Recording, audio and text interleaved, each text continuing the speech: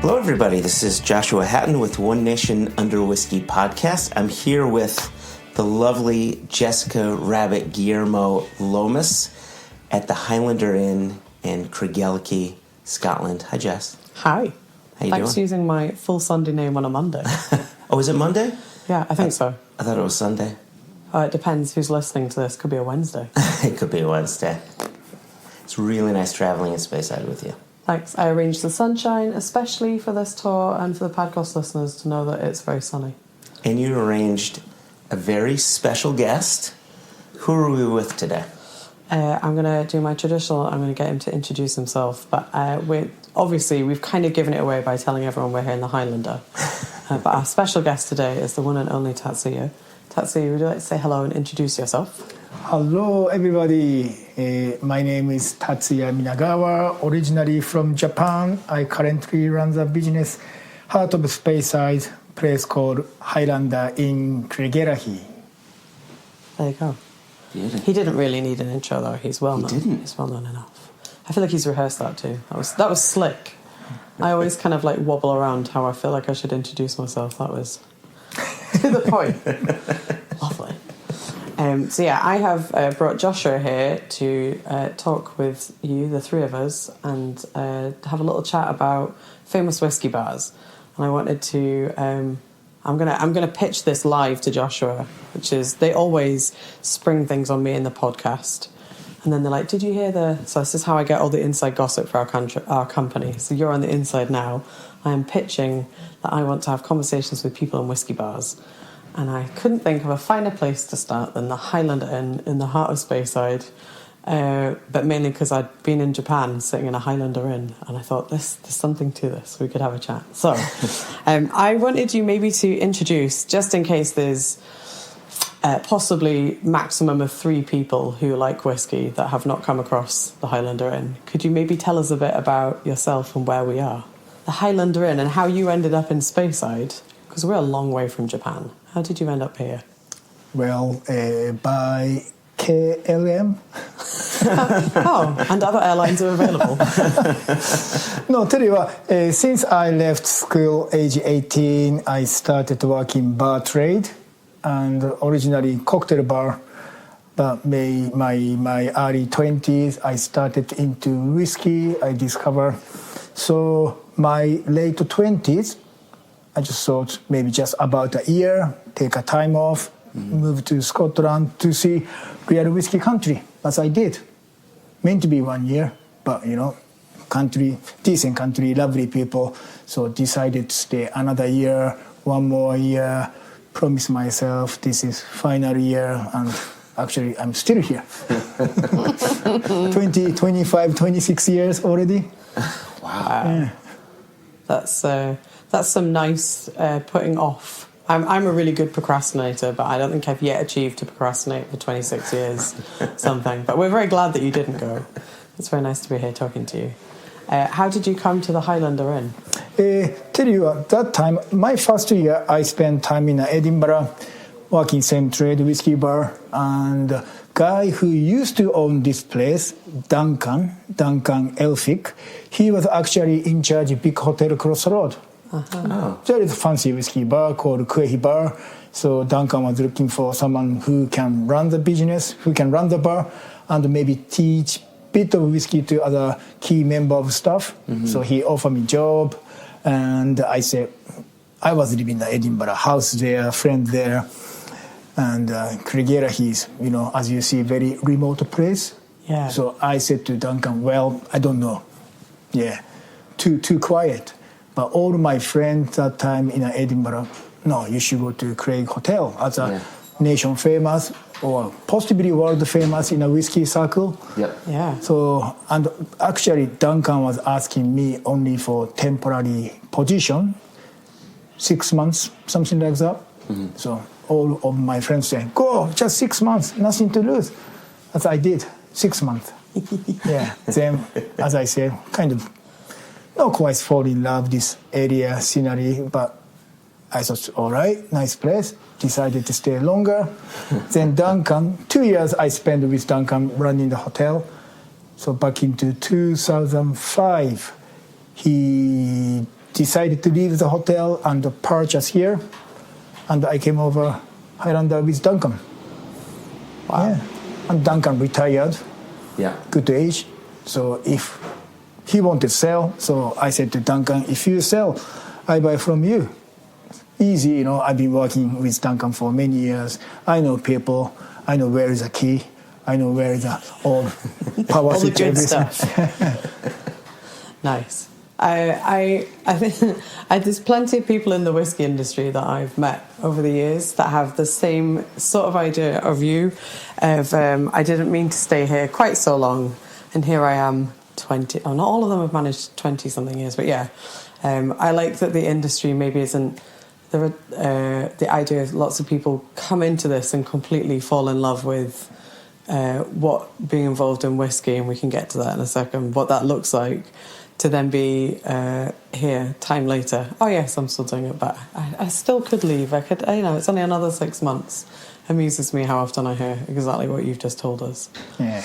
I think maybe we could get Joshua. Joshua, have you you've been to this bar before? Yeah, you know, I got into whiskey right around the time my wife was pregnant with her first child. There's no correlation whatsoever. That was around 2005. And, you know, my first drink was Lagavulin 16, and that was my rabbit hole whiskey. And as I started getting into it more, I started thinking about trips to Scotland and distilleries I should go to. And the more you started reading blogs and you know, just talking with people online and Twitter and, you know, all of these things, the thing that kept on coming up was, you've got to visit the Highlander Inn, you've got to visit the Quake Room. These were two places that you need to visit.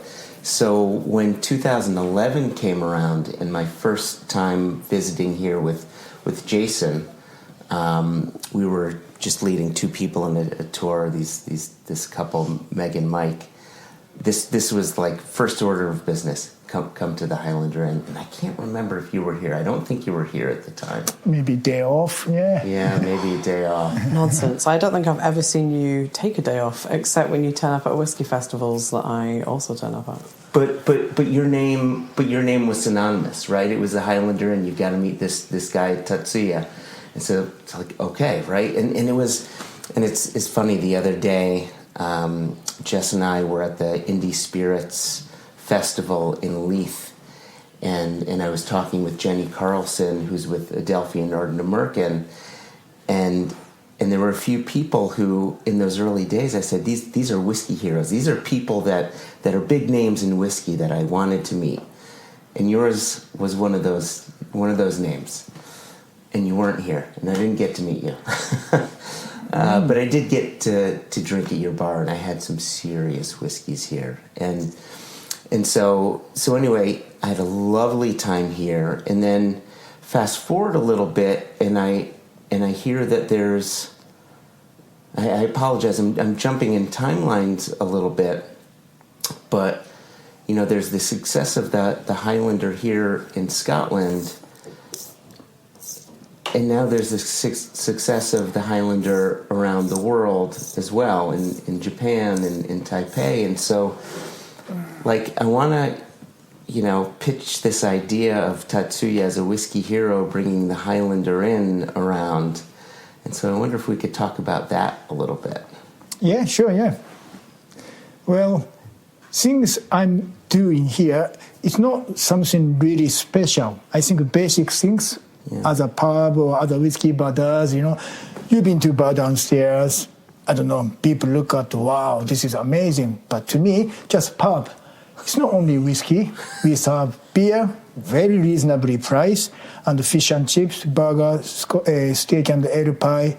So, you know, our standard, it's not like trying to be posh or a 5-star establishment, just local pub just around the corner. I think people like the kind of concept. You know, people maybe having 150-pound drum next to you, but on the other side, maybe just people drink tea and coffee. Yeah. And the idea of those Highlander in other place Tokyo opened just about almost 20 years ago. My ex-boss, Duncan, he always wanted to have the kind of idea. Yeah. Highlander Inn. Well, that time, possibly we are both working in Craig Hotel. So Kuehiba, New York, Kuehiba, Paris, Kuehiba, Singapore. Yeah. That's actually brought the idea to Highlander. Yeah. So when Highlander in Tokyo opened, I was still working for Duncan, working together. And I said to Duncan, what do you think of the idea, Tokyo? This is a venue. Yeah. Actually, we went to see the venue together. My wedding trip to Japan. Yeah. So this is the idea. I'm looking at changing to Highlander in Tokyo. Yeah. And it's happened. Since then, I'm not trying to make a big empire. Yeah. You know, if I'm doing right things and if I'm meeting right people, just naturally end up to the idea, especially one in Jakarta, one in Taiwan, both establishment run by our importer in Indonesia and Taiwan, doing business together for reasonably long time. Next stage, they come to me, we are handling your whiskey to here, but I think next step is Highlander in Jakarta. What do you think of the idea? I said, here we go, that's a great idea. Wow. That's happened, yeah. Wow. So let's bring it back here then. I love what you said when I said, you know, you've got the Highlander here and you're bringing it around the world, and you said, well, it's nothing special, right? You've got a bar downstairs and we're serving fish and chips. But I think what's special about it is it's so comfortable, and you've made this comfortable environment that local people come to and legends have come to. Like, imagine you've got stories here, some of which you may be able to talk about, some of which are not suitable to be on a podcast. But I think that's what makes it special, you know. Coming to the Highlander, you have the chance of bumping into the distillery manager from Craigellachie Distillery. You run into the chance, you know, you go to Chichibu, you may run into a chance of running into a Chiro or, you know, something like this. And I think that's so special for a whiskey fan to have that opportunity. It's true, yeah. People say, you know, people from Japan or other country, I tell them, you know, the chap sitting on the corner, he's a distillery manager of so-and-so. Wow. On the other corner, look, that's a Billy Walker.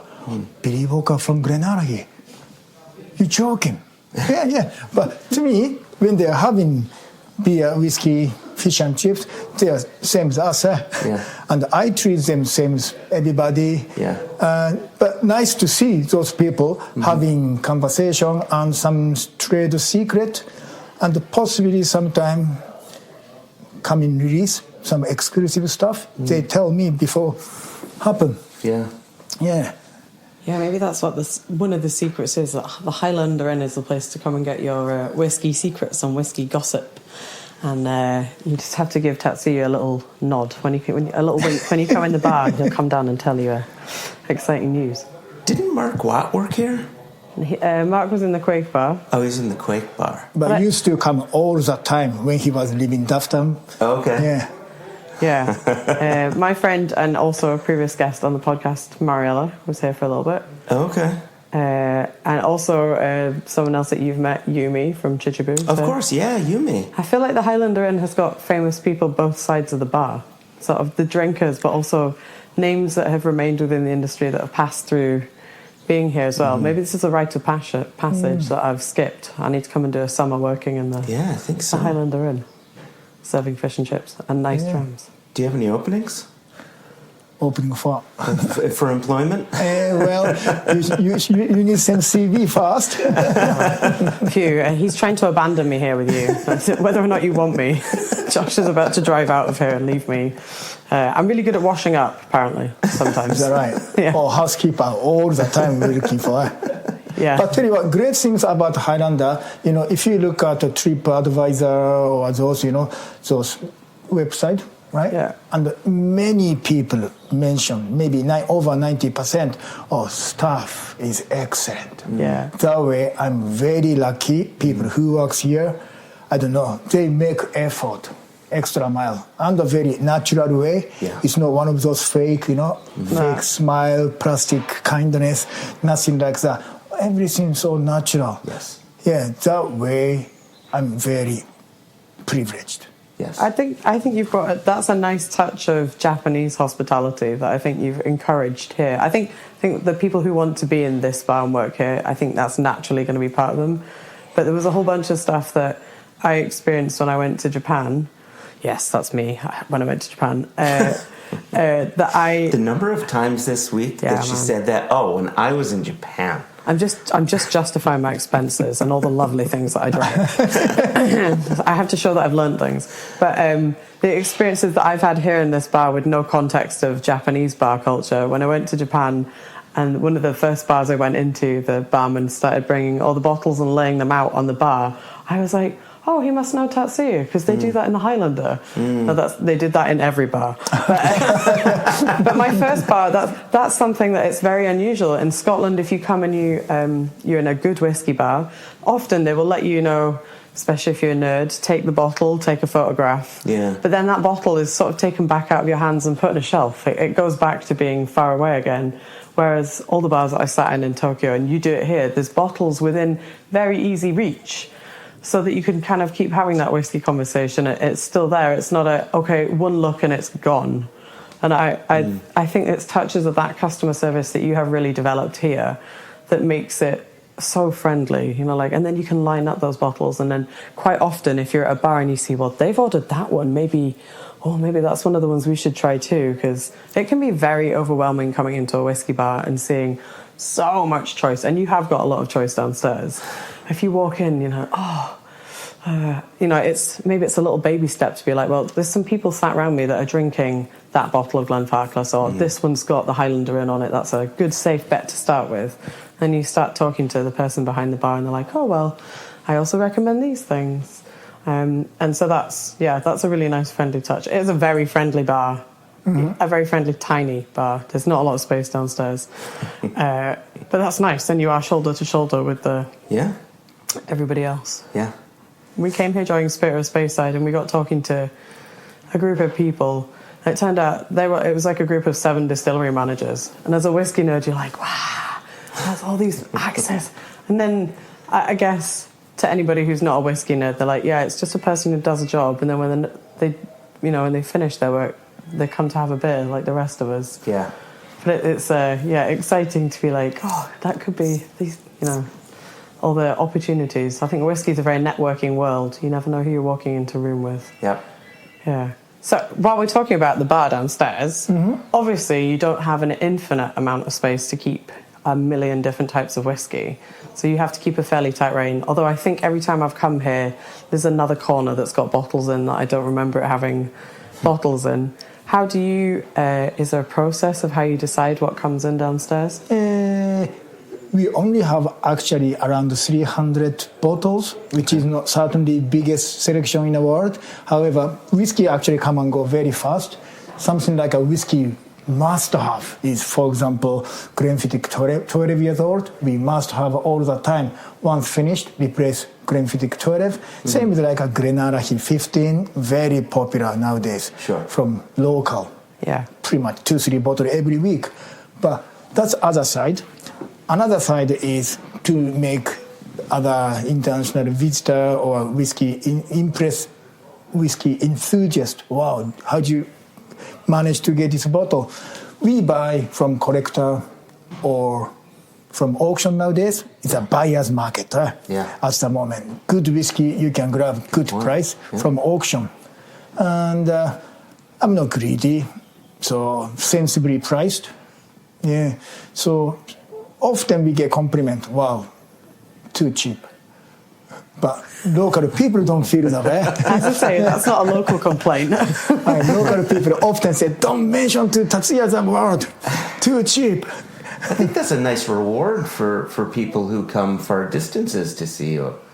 Yeah. Right? That you can come here, you can find unusual bottles, rarer bottles, and they're not, you're not tearing the arse out of the pricing. You just good solid pricing, and I think that's quite nice. Everybody has a budget for this evening. I can spend only £30. I can spend £200, but I want them to have a good time. One drum go. That's not good time. So I won't ask obviously how much the budget, but during a conversation, I can see how much he's capable to spend. Yeah. From first whiskey, can I have one of those? £80 a drum. Oh yeah, he's got money. So what's next? Obviously, I follow a similar kind of price range, but looks like obviously student or Japanese people nowadays don't have money, so I don't go for expensive stuff. Just gradually increase the price. So they don't feel it coming. I like it. That's a good sales tip. The main point is I want them to good time. Yeah. When they pay the bill and when they leave the bar, great time. Hopefully see you tomorrow, or maybe definitely when you come back to Scotland, definitely coming back here again. That kind of things. Yeah. Is there a bottling across the years that you had on the shelf that you wish you could find again through auction? And you're like, oh man, this is one that brought people in. Yeah, few very memorable stuff. Yeah, like just over 20 years ago, Gordon and MacPhail did Secret Isla, 1955. Oof. Yeah, so bottled 2005, so 50 years old Secret Isla, Secret Sky. Yeah. Oh my gosh. Secret Sky. Yeah, and that time, £199 roughly, something like that. I mean, wholesale price. And I thought, wow, that's expensive. Anyway, try. So we bought a bottle from Gordon MacPhail. Whiskey was good. Maybe we purchased 2 bottles. I don't know how much that was today, but 50 years old Secret Sky. We don't see it. So if that's available with, I don't know, my budget is tight, £2,000 a bottle, I can stretch maybe £2,500 a bottle, I would like to stock. Okay. Yeah. Okay, so if anybody listening to this has one of those, they know where to find Tatsuya. You can send a postcard to the Highlander Inn with just your details on it. Talking of interesting bottles to have behind the bar, I mean, like this is, I don't know how, it's not a comparative. It's very difficult to follow up a 50-year-old Secret Isle of Skye. But the Highlander Inn is also part of a small group called the Independent Bars of Scotland. And I have purchased a couple of bottles here of bottles. So to maybe those listening, if you've not come across this, it's a group of, is there 8 of you? 9? 8 or 9, yeah. They're small bars all over Scotland, and you get together, and I quite like it, the idea of having like it's not a full indie bottling idea, but like a collaborative. You guys pick casks a couple of times a year, and they come out. So we were here a while ago, and we got the Ben Romer, and I think I took an Aaron as well. There's also a few famous ones that Chris and I have poured in our tastings. There's Chichibu ones that have been done. And so I wondered if maybe you could talk about your experience with those a little bit, because they're really fun bottles that are available usually where we run our club in the Bonaccord. There's obviously the Highlander Inn. There's the Artisan in Wishaw. This is going to be a famous Joshua Hatton incomplete list, because I don't know if I can name everyone. There's the Fiddlers at Drumnad Rocket. There's Dornoch, Castle, and the Thompson brothers. The Thompson brothers are there. Who am I missing? This is embarrassing if I missed you, I'm sorry. Ardshir. Oh, the Ardshir, yes. Yeah, that makes sense. That's where Chris goes and drinks the Chichibu, because no one goes to Cameltown to and drink now Japanese Craigellachie Hotel rejoined again. Okay, nice. Yeah. So there's a small group of you. How do you pick what you're going to bottle as the next indie bottle? Well, tell you what, the first independent whiskey bottle bottling come out back into, I remember 2018, was it? That's an idea from Phil, Simon, and John Beach. So then we all meet up in Glasgow, the headquarters of Edrington. And that time only 5 bars, and more than 5 people attended to pick the cask. We are all dedicated to whiskey people, Yeah. But obviously, my preference, his preference, not exactly same. Yeah. So 5 samples, and we actually selected 2 best one, my best and my second best, his best and his second best. So we didn't need these other 3 samples. Chuck. So discuss which sample go for first independent whiskey bars of Scotland, Highland Park. And to be honest, both fantastic. Just, this is my best, this is my second best. This stage, if it's second best, it's fine, Yeah. I'm easy, right? But some people, you can imagine, never compromised, never. Tatsuya, this is exactly how we pick casks in Single Cask Nation. I'm the easy breezy guy. Josh and Jason had asses. They will fight. I've had to separate them. There's physical altercations as we choose casks. So I feel your pain. That's why I needed to know someone else goes through this when they're choosing whiskey. Took a long time to pick. So eventually, we picked my second best one, which is I'm totally fine. Really good Highland Park anyway. Yeah. So second, after the release from second one, actually, we gave up to meet everybody together. As a slow down the process, because that time 5 of us, now 8 or 9 of us. It's impossible to decide cask we all like. So at least 2 people taste. Yeah. Okay. So I'm pretty happy all release. Moving fast. Yeah. I think we are doing really well. Yeah, you guys definitely pick interesting and fun. I've always enjoyed, especially because the Bonaccord is my local pub, I've enjoyed going in, and Thomas is always excited to tell you what the new one is. Sometimes if he's very kind, he'll let us grab a bottle for our group, our club that we've been running there, and we share that. So that's nice. And I think that's kind of fun to be able to know that if you're coming to a bar where there's so much choice, especially so much choice in terms of here, and like you're saying, your whiskies are going quickly. I come this month, there could be some stuff that if I come next month, too late, it's all gone. So knowing that there's something that you guys are putting your names to in the quality of the independent bars is that's a safe bet for me to start while I'm chewing over what else to pick in the bar. And I think you guys also have an agreement about pricing too, so it's the same here as everywhere. Same price, and the even drum price need to be, okay, maybe we can do 50 pence difference, but need to offer similar price, So that's quite a nice thing too, because sometimes part of the thing that I think people find intimidating about coming to a very famous whiskey bar is it's not always obvious how much stuff costs. So you could be very excited to see your undisclosed Secret Sky 1955 yes, one of those, and then as it comes to you and is poured and you tell me that it's going to be £35,000 for a dram, it's too late, I've committed. Pricing is something that obviously we talk about all the time with our customers. We talked about it yesterday at the fair in Leith about making sure that people feel comfortable. And I think your ethos of having fair pricing is a very clever one, because I definitely would, if I felt like I was having fair whiskies, then I would maybe have a couple more rather than saving myself up and having one very expensive dram and then leaving and crying on the way out that I now have to live on toast for the rest of the month.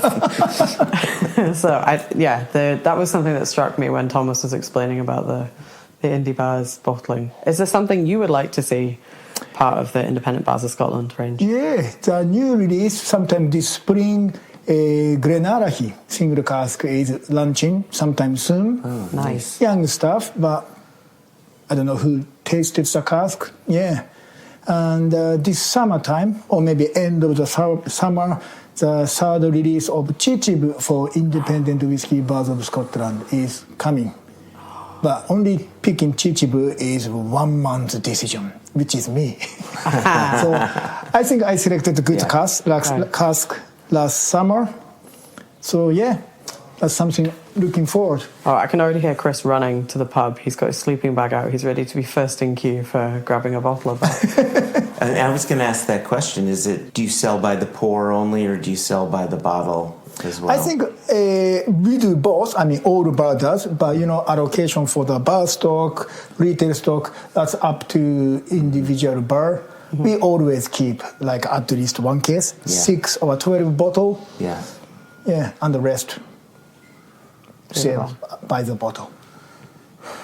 That's very cool. It's good. And what we're also doing here is we're, for a relatively early start for a podcast, we're feeding Joshua's FOMO. That's why he's asking, how many bottles do you have to buy? He's already thinking about how many clothes he can throw out of his suitcase, squeeze bottles in to take home with him. Because lots of our podcast listeners, not just Joshua, but lots of our podcast listeners get very excited and terrified in equal measures when they hear there's a bottle they could get that's exclusive, but you have to get on several planes and a hire car to pick it up. You're doing a great job of pitching that. Okay, well, that's nice. I think I'm also getting thirsty thinking about whiskey. Is there something, if you had, apart from your secret unnamed Sky, what a brilliant non-naming of that distillery that is there something else in the future, looking forward, you would like to see coming in? If you could design any whiskey, something to come here to the Highlander? Good question. We do actually our own bottling, maybe 10 bottling a year. Oh, okay. Yeah, we do. I would like to bottle one day. I want to do Yamazaki, Yamazaki single cask. That'd be nice.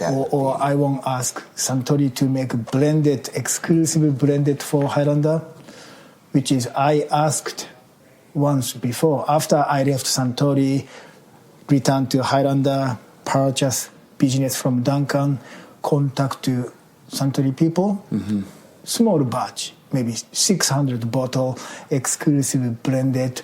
I don't mind non-age stuff called, not hibiki, called hibiku.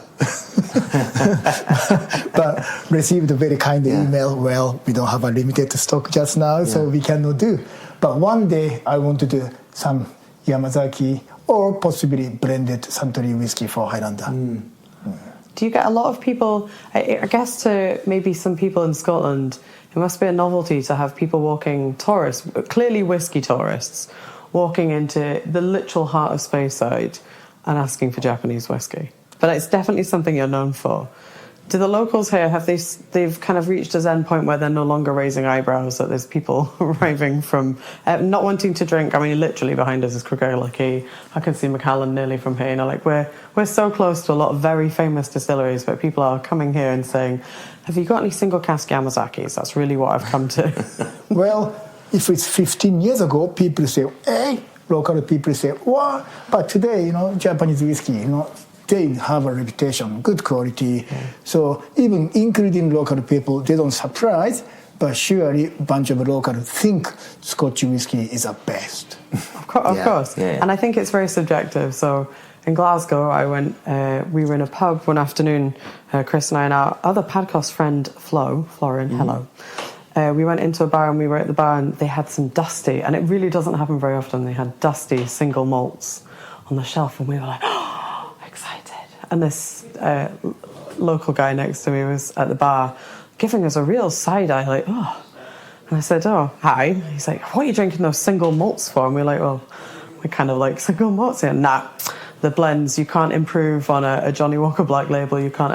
And he proceeded to tell me about how, multiple generations of his family had worked in Paisley on the packaging for Chivas. Right. Can't improve on that. Don't waste your time on the single malts. If you want my advice, don't drink those. The blends are the answer. And I'm telling this story as if it was some, extremely long time ago. It was 2023. It wasn't. It's a post-COVID story. And so that's kind of funny. And then we were in Glasgow just drinking, we were getting excited for 90s Glenmorangie. We weren't, certainly there was no secret Sky there. And he just was absolutely mortified that we were wasting our time with these Bowmores, Glenmorangies. So I think I'm being slightly unfair to the locals here, who I think are more than used to it, really. But the idea that if I can get that in Glasgow, surely here in Speyside, people are like, why are you wasting your time with anything from outside our little region? Yeah. He was adamant we were making a grave mistake. So I think, we just sort of laughed and said, well, we'll leave you to your blends, and that's fine. But the idea of a Highlander Yamazaki series, I'll definitely tell me when that happens. I'll be right up. I'll get my car and come. Josh will be on a plane. It'll be quick turnaround. I wanted to get back to the the independent bars idea. You started in 2018, and this idea of bars getting together to collaborate on bottlings seems like a really new world idea. I don't think 20 years ago bars may have done this. And I just think about how the world has changed, how the whiskey world has changed, and what changes you may have seen across these decades that you've been with the Highlander. And I'm just curious what you've seen across these years, and what other things you might have done. Are there other changes that you've seen across these years, since from your very beginnings to now, whether it's collaborations with other bars or habits with people coming to your bar? Certainly, number of the whiskey bar in Speyside increased from 20 years ago. Now, if you go to Ross's Station Hotel, they've got nice whiskey bar. So Downs Hotel in Aberawa, they've got really nice whiskey bar. So those nice whiskey bar in Speyside, I can name maybe at least 5, 6, 7. Yeah. But it used to be only one, which is 20 years ago, only Craigellachie Hotel. Yeah. And if you look at worldwide, I can see some bar in Tokyo and also some bar in Taiwan, Hong Kong. Those 3 bars together, they do collaborate bottling. They buy a cask together, and those 3 establishments, they bottle themselves. Those things never happened 20 years ago. Yeah. But so that kind of style of bottling getting more and more popular. Yeah. Like a bunch of whiskey bars, people in Tokyo or Osaka or even those 2 cities together, collaboration bottling. So that's pretty much same idea of independent whiskey bars of Scotland, isn't it? Yeah. Yeah. Getting more and more popular. Yeah, I love that. I think 20 years ago you wouldn't be able to do that. I don't know if you would have the sheer number of whiskey fans to support something like that. Maybe I'm wrong. Maybe I'm not thinking about it properly. I think further I understand, I know, that one of the oldest those bar bottling, hotel bottling, the Preston Field in Edinburgh. Yeah, almost 30 years ago, maybe Andrew Symington was working that time. Yeah. So still those Preston Field bottle is available from auction, and possibly after that, maybe Craigellachie Hotel, the hotel or bar started their own bottling. Yeah. So when I was working there, we could buy cask from distillery. So we did official bottling of Glenlivet, Craigellachie, Glen Murray. But nowadays, those things really difficult to organize. Yeah. Yeah. I feel like I think once you group together, especially people who are known in the industry, I'm sure between you've got contacts that can help you do that. So maybe that's where the collaborative effort helps make that a reality. Yeah, the Prestonfield bottlings are definitely legendary and mostly very far out of my price range, especially in secondary market pricing. But there's some amazing names. If you've not seen them, you should go and look them up. The things that were bottled are the kind of... there was a legendary Prestonfield Clynelish, if I remember correctly. Yes, okay. And there's also a series of Bowmores from them as well that I think would be right up your street. Yeah, they're... I think it's also fun that the idea of the kind of traditional roles of you come to a bar, drink and leave, that kind of idea is shifting, the idea that you can take home a nice souvenir. So you've come to an independent bar in Scotland, you can also take home a really nice bottle of something that may also be an opportunity of, it's not a distillery you would have naturally gravitated towards. There's was it an Edgeadara or a Ballantrae independent bars one, that's an unusual name to see attached to it, because it was an independent bars of Scotland, and at the time I was making sure that we were drinking each one as it came out. It's like, it's the next one is Ballantrae, sure, I'll go ahead and try that. Whereas I'm not sure I would walk into a bar and unprompted ask for a Ballantrae. Not because I don't like it, but it's just because it's a name that doesn't come to my attention very often. So yeah, that's a great way that you guys are maybe also getting an opportunity to highlight something that's a little bit more unusual. And you can try it by the dram. which is fun too. Oh, we were talking on the way here about if it was possible for you to be able to visit all the Highlanders in one go. And I was thinking about if you're already adding extra destinations, I'm going to have to do it while there's still enough that I could maybe squeeze it all in. If you're going to add in Jakarta, I think that's it. I'm done. You can't do that in 24 hours. You cannot visit all Highlander in one day, but what you can do, Highlander in challenge from Japan to Scotland. So you need to land it to Aberdeen or Inverness, or arrive Glasgow or Edinburgh. You need to drive up to Craigellachie. That's extra 3 hours there. Yeah. Or another things you can do from Jakarta to Taiwan, or Taiwan to Jakarta. Jakarta to Taiwan, I did once. Left Jakarta evening and get Taiwan, ask taxi driver to take to this bar. Yeah. And I just made it 2 minutes before clock change. My appeal is for the ones in Japan, the 3 in Japan. I need you to get stamps. When I was in Japan, I became addicted to Eki stamps. Right. And going on public transport, having returned home now, doesn't have the same appeal to me. There's no reward at the end, which is finding a stamp. Yeah.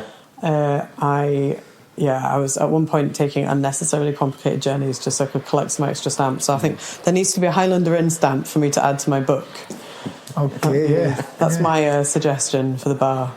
I love it. That's the idea that there are all the train stations have stamps. Some of them are really obvious. Some of them you have to go and ask. Yeah. Some stations don't have any stamps and they look at you like very disapprovingly as I've got the book out ready for the... I felt like such a nerd. It was me and like a bunch of 7-year-old boys collecting. They had like a special stamp rally when I was in Tokyo. Yeah. So there's like parents and kids, and I'm queuing up with them, like trying to look like I'm not the grown-up who also wants the stamps. Like I could have a child that's just wandered off to a shop or something. That's a lot of fun. So yeah, definitely a Highlander stamp, please, for Japan, and then you could make like a Highlander passport. Highlander passport. Collect them all. We're working in the world of whiskey geeks. There's a lot of crossover with other very nerdy interests. Collecting stamps, I'm worried that I may have started that world myself of whiskey-related stuff. You could do it for Speyside. If anyone from the Speyside tourist board is here, get some stamps. Get you collecting. It doesn't even have to be a prize at the end. I'd do it just to collect the stamps. Just to collect the stamps. Yeah, the satisfaction of visiting all the distilleries. I had a question... with Highlander in Chichibu and Highlander here, am I correct in thinking you play a part in both the Chichibu Festival and in Spirit of Speyside? Do you play any part in that or host events here? When we go to Chichibu Whiskey Festival, I do some seminar during a festival and maybe one day before festival. And Yumi, global brand ambassador of Chichibu, she used to come to Highlander Speyside Whiskey Festival, but her job responsibility is getting bigger. Yeah. So it's kind of she recently ignored. But we still do some activity together. Like I'm going to Limburg Whiskey Festival next month. Okay. And we do have a stand together between Craigellachie and Chichibu. Yeah. Okay. So still closely working together. Yeah, I like that. And actually, now that you mention that, I was really trying to think of who was here in 2011, and I think it might have been Yumi. Very possible. It was Yumi. Yeah. She started June 2011. Yep, and we were here in August 2011. Yeah. So that it was definitely her. And we had come from Glenglassaugh, and Ronnie Rutledge had said, "Oh, when you come to the Highlander, say hello to Yumi. Yumi's there." Right. Okay. So there you go. Yeah. They are good friends. Yeah. Yeah. Small world. Very small world. Yeah. I'm going to be sad to miss you. I'm going to be in Speyside at the start. It's the same weekend as Limburg, but I'm coming to Speyside to do the whiskey school. So you won't be here. So I will be here. Oh, so you're not the one going to Limburg? No, I go to Limburg the different weekend. As soon as I return to Limburg, straight back to work. Yeah. So tough 10 days. Yeah. Yeah. Tough shit. No days off. Work. but I'm from Japan. Yeah, I'm very excited to be back in Speyside. Yeah. Doing the whiskey school. That's going to be... I tell people whiskey is a job that's not actually possible to know everything. You can always learn something. Always. Whether you're sat in a bar chatting to somebody, or at the festival yesterday, I got talking to, I don't know if he listens to the podcast, a guy called Ronnie, whose job is all about compliance, and he works in one of the big bottling halls. And he was like, "Oh, people normally don't like this." And I was like, "No, this is the level of nerdery whiskey chat I'm now at. Like, how many bottles a minute does your line process?" Like, I'm no longer asking people about cut points and speed running of stills. Like, now I'm like, "Tell me about your bottling. Like, what's your pack line look like?" So yeah, the whiskey school to me is going to be fun. So if you're around, maybe I'll come and have a reasonably priced dram and a steak and ale pie. Yeah. That's good. And now Joshua's heard this, he will definitely approve the expenses of my entire evening here. Easy breezy. I'm not the one who approves their expenses, so here we go. Very reasonably priced drams. It'd be rude not to have another one. Reasonable bar downstairs. Should be okay. I had two quick questions, but if you had... Go for it. Yeah. So, two very quick questions. These are going to be softball questions for you. If there's maybe one thing that people who may not have been to the Highlander, that you would like them to know about the Highlander, that we may not have discussed, what would that be? Well, you're asking me kind of like an image of Highlander. Yeah, like, what would you like someone to know about the Highlander? They've heard about it. Maybe they're interested in coming. What should they know about it that we may not have discussed? Say, like, particularly people from Japan read the magazine. You cannot trust media everything. They actually write a beautiful story. So they made Highlander in like a exclusive, like a, 5-star establishment type of image. So people who read those articles, little bit nervous, but it's not. Yeah, very relaxed, nice place. Yeah. No posh at all. Yeah. Just same as other local pub, with very friendly atmosphere. Mm-hmm. Yeah, and we have actually accommodation. People don't know. Yeah, you don't have to stagger far from the bar. It's just upstairs. That's a good point. Yeah. How many rooms do you have? 8 rooms. Okay. Yeah, small hotel. Okay. And then you get to have breakfast admiring the view from the... I know, the view is You can see gorgeous. the lovely weather, the lovely... If you're really unlucky, the morning that we were here, the first time I stayed here, I opened the curtains and I was like, "Oh, there's some crazy person out for a jog at this time in the morning." And when they turned around, I realised it was Tatsuya out jogging, putting us to shame as we're sat nursing coffee. He's already up doing exercise in Speyside and we're hanging on for dear life at breakfast. That's what I did this morning. Yeah. I'll tell you what, maybe you don't know winter whiskey deal. Oh yeah, tell everyone about the winter. I do, but tell everyone about the winter whiskey deal. Only during a winter time, start from November, 1st of November, finish end of February. If it's 2 of you, share the room, friend, wife and husband, girlfriend, boyfriend, or even totally stranger. Share the one room, you pay £240. That's a current tariff, which is over. So next tariff is slightly more expensive, but £250. And for 2 nights, and you receive £200 whiskey credit. Whoa. So basically you stay £40 hotel. That's insane. But if you want to have a beer, you need to pay for. I do like gin and tonic, you have to pay for. Yeah. Coca-Cola, of course you have to pay for. Yeah. Only purely for £200 for whiskey. That's a good deal. That's an insane deal. Yeah. Josh is already booking. I can see his little brain. He's thinking, how do I... And you said that goes on through June? No. Oh, damn. Okay, all right. Winter whiskey deal. Okay. Sorry. Good try. That's a good... I've been telling people about that for a long time. Like, how would you get the cheapest possible accommodation in Speyside and ridiculously good whiskies? So this is the place to come and do your winter whiskey deal. Oh my gosh. Yeah, that is amazing. Okay. And vegetarian breakfast served? Is available, yeah. If it's a request, yeah. But don't, careful, people go mad, which is Scottish licensing laws are very strict. Yeah. Honest, some people just take advantage. And next day, I need to call the special cleaner for mattress. And I charge his room £40. I think there's an adjustment in pricing to be made there. And then my final question for you. There's the Highlander Jakarta. What's next? What's next for the Highlander? Global domination? I don't know. I've got some importer from Australia, Singapore. We talked about, but it's not like I need to think reasonably carefully. Oh, great idea. Just do it. Doesn't work like that. Yeah. But my guy works for me, bar manager Billy, and he sounds like he really want to go to Australia again. So, Tatsuya, yeah, we should do Highlander in Sydney.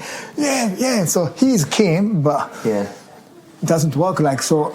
Hopefully, new establishment. Okay. Yeah. Okay. Well, wish you nothing but continued success.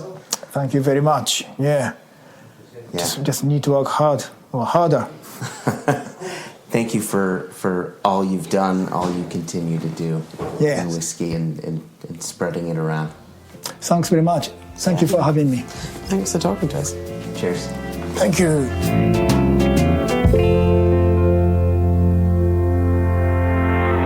Huge thanks again to Tatsuya for taking out time to speak with me and Jess, and thanks too to Jess for setting up the interview. You know, Tatsuya, as I mentioned before, Tatsuya is one of these guys who was a whiskey hero of mine, someone that I had wanted to meet for years and years, and finally getting to was great.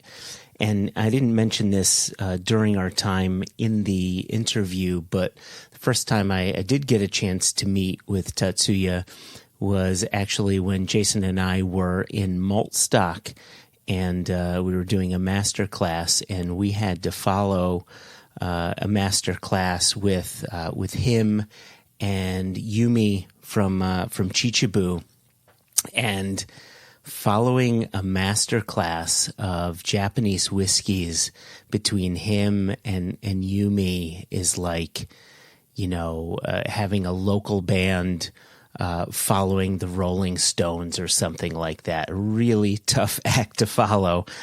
Just absolutely amazing. Two wonderful human beings. So having Tatsuya on the show was really a highlight. So we hope you enjoyed the conversation there.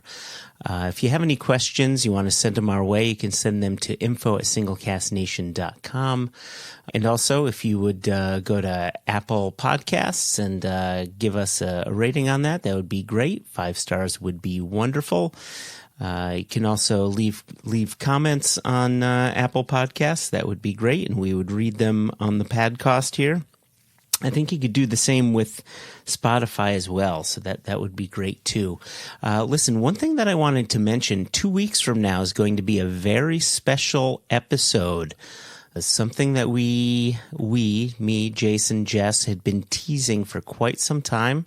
So we definitely want you to tune into that 2 weeks from now. And don't forget, next week is going to be an extra episode. It's going to be an Industry Insiders episode. So tune in for that as well. And until next time, we say cheers, l'chaim, prost, kampai, all of the cheersy words. And thank you, as always, for tuning in. We really appreciate it. Bye-bye.